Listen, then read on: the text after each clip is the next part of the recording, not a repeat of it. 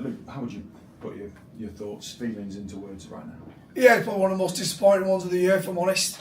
I don't think Cas were overly that good. Not taking anything away from them, I thought they were just better than us.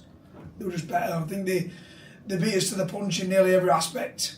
For me, boy, what sums it up for me a little bit is we started to come alive when the game were gone.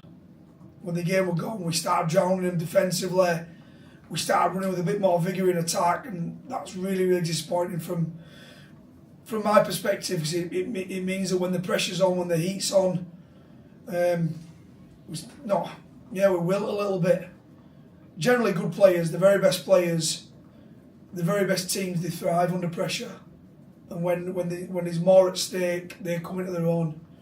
And I feel like at this moment in time, we are not investing. Look, there were a fair few calls that probably went against us, and Connor Carr got hit round the head. I watched a game last night, one before, could have been a totally. It felt like we were watching a different game, if I'm honest. It was like we've gone different eras. A couple of calls could have gone our way, but inevitably in sport, you generally get the rub of the green when you invest early. There's no such thing as luck. The very best players, the very best teams always seem to get a little bit luckier than everyone else, and it's because they invest early. They put the self in a position that can actually, where it's a little bit vulnerable, but they can win the game from there. I just felt like we never put ourselves in a position to do that. I felt like our attack, we were one out, not the way we spoke we were going to play. We didn't commit to us lines and digging into the line. I thought defensively, they rolled us middles. I thought our starting middles got rolled, and we inevitably were on his own try line. For the put pressure on us. Kick defence, which we've struggled with all year, and we keep practicing, but we're leaving as wingers a little bit isolated. It's the job to catch the ball, but we're leaving them isolated because we're getting rolled that original part. What do you do to stem that tide then? What I mean, as a coach, is it something you do on the paddock? Is it a mentality thing? What can you do? Yeah, I think it's a little bit mentally. I think it's both. I think it's what you do on the training field. I mean, it's been very difficult to actually implement that on the training field a lot with the injuries that we've got. Train to a high, we've a lightened squad with players coming back, only just coming back from injuries. A couple of probably shouldn't have played tonight. We're a week early, but thought we need to throw them out there. So you can't really. It's more of the mental side of the game where we need to really, really invest, and we need to do it quick. We are getting players back, but that's not going to be a magic. That's not just going to make us win games. I think we play Hull this week at Magic, next week. Week off. Then after that, I think we play the top 5 or 6 teams from last year. So yeah, we need to get on top of it as early as we can and really go after it. If you could rewind it back to the point where Jacob Gaga has just scored and then the goal's been kicked, what would you ask the team to do differently from there? Because that was a position where you were in front. Yeah, look, I just thought as general ruck control, as line speed, as vigour, getting off the line, we're a little bit down all game. And it put us under too much pressure. We ended up defending his own goal line way too much because of that. I thought we were really poor in his end of sets, as in defending kicks. Once again they kicked to 40-20. I think this year I've had way too many times where his pendulum haven't been good enough for his backfield, full back and wingers. We were drowning Warrington. The game was still in the balance. They kicked to 20-40. I think it was the Wigan game, they kicked to 20-40 where we did a really good set. I think we've had a 40-20 against Wigan, another 40-20 against someone else. We had numerous 40-20s when we have put good sets together. Then we've actually not dealt with the kicks. Their tries inevitably came from them, and the tries came from us dropping the ball from putting the kicks to the corner. So yeah, it'd be ruck control, line speed and kick defence.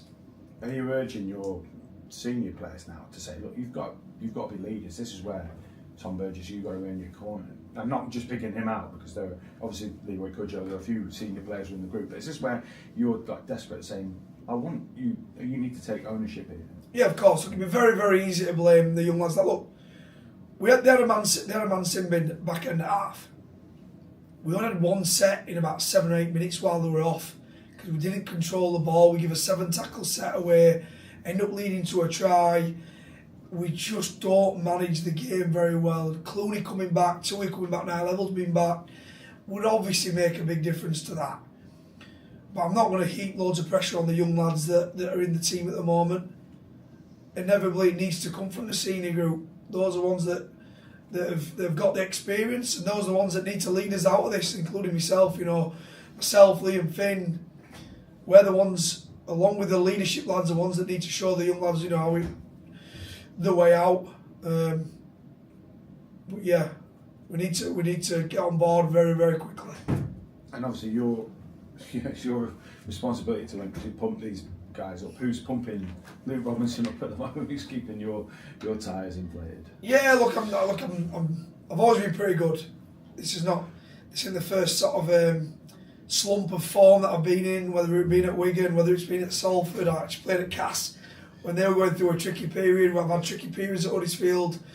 Look, I understand if you stick to your principles of what you know works. I know what works. I know what will work for the group. I know what will work for me. And you've just got to double down on those core stuff that the key ingredients that which is generally hard work. It's generally hard work that gets you out of this. And when you look around the stands, you still feel like they're with you. They seem, from an outsider's perspective, it feels like they're still with you. I think we've got quite a well-educated fan base. They're not great in numbers, but they are very, very loyal, and I think they understand the situation that we've been going through this year.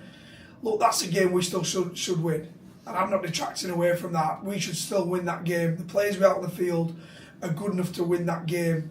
But what's happened to us before that, I think, inevitably led to a little bit of probably the form that we're now in. Those close losses that we had at the beginning of the year, the key players that we had, I think has slowly edged away at confidence. But we need to. They understand the situation. They'll be very disappointed in the performance tonight, in which I am.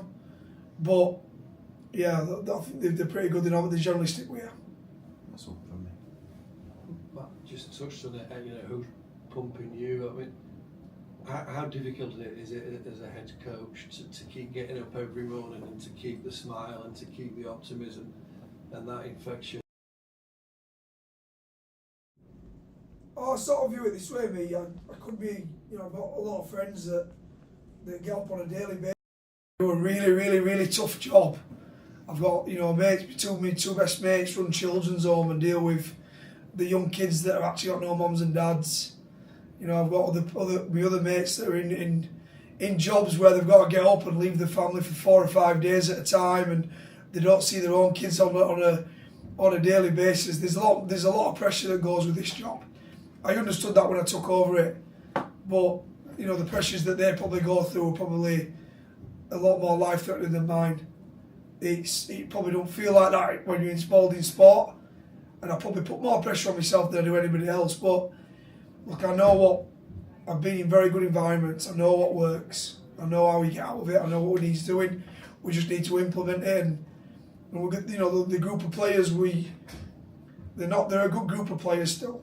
They're a really good group, as in the moral standpoint, what they stand for, what they want to play the game. We just need to find that. We need to find it where we're doing it with each other more than anything else.